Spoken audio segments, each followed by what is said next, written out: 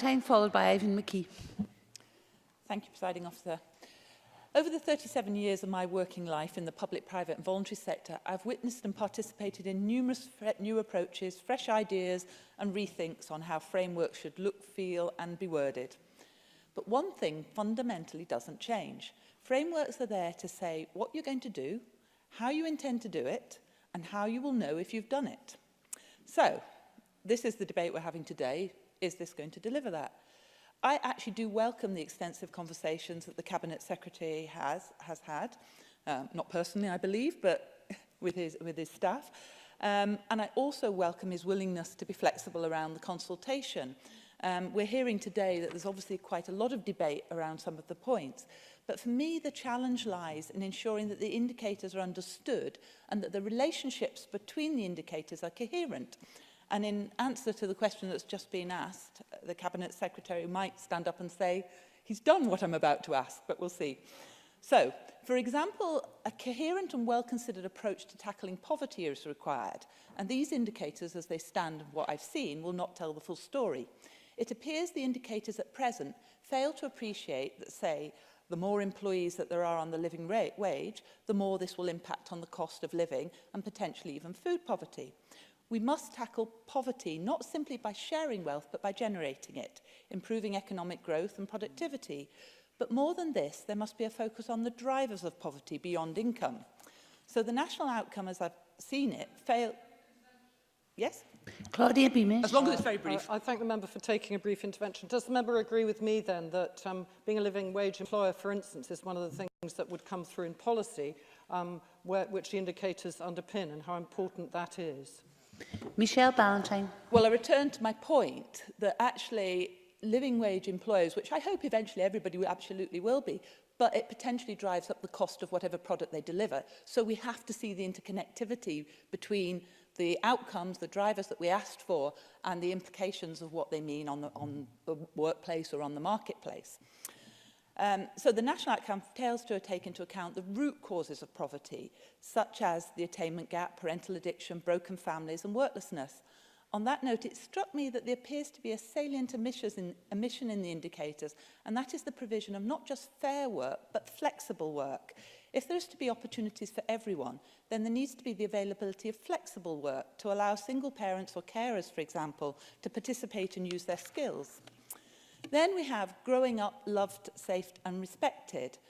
And I'm slightly concerned that this is one of the weakest outcomes, because we know that growing up loved will instill confidence and resilience in our children. However, there must be a means of measuring the extent to which this is actually achieved. Otherwise, we don't know whether we've done it. A good start in life can benefit people in so many ways, and therefore this outcome is perhaps to me one of the most important. So, I've got a request amongst the many you're going to get. I'm disappointed that there is no indicator regarding breastfeeding, because this would be an easily measured, appropriate indicator for... Yeah? Derek Mackay. I think the answer I would give, and I appreciate taking the intervention, I think the answer I would give is that what I gave at Local Government Committee, and it's important to stress this point.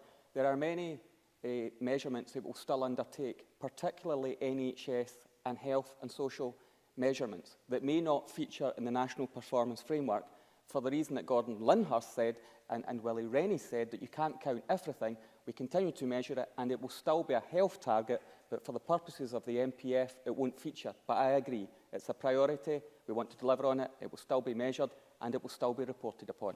Michelle Ballantyne. That's good news. Can I make an argument for why I think it should be higher up the agenda? Yeah. And actually, it's fundamentally because there is no breastfeeding culture in this country, and it is undermined by the promotion of formula milks, which are not an adequate substitute. And Breastfeeding Network constantly point this out. And it is worrying because after 6 to 8 weeks, only around 30% of children are breastfed.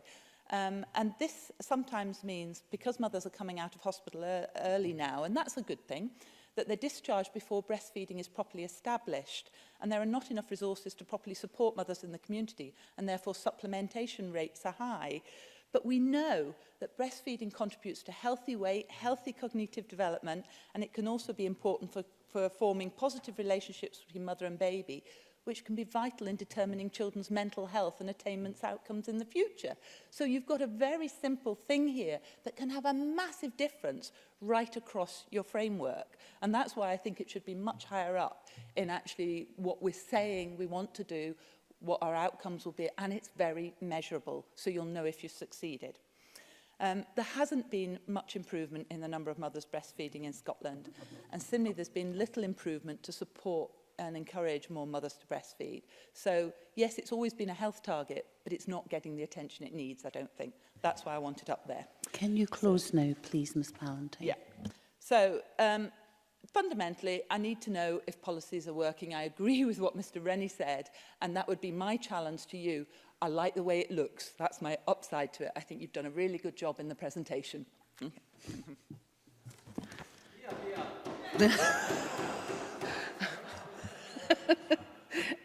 Ivan McKee to be followed.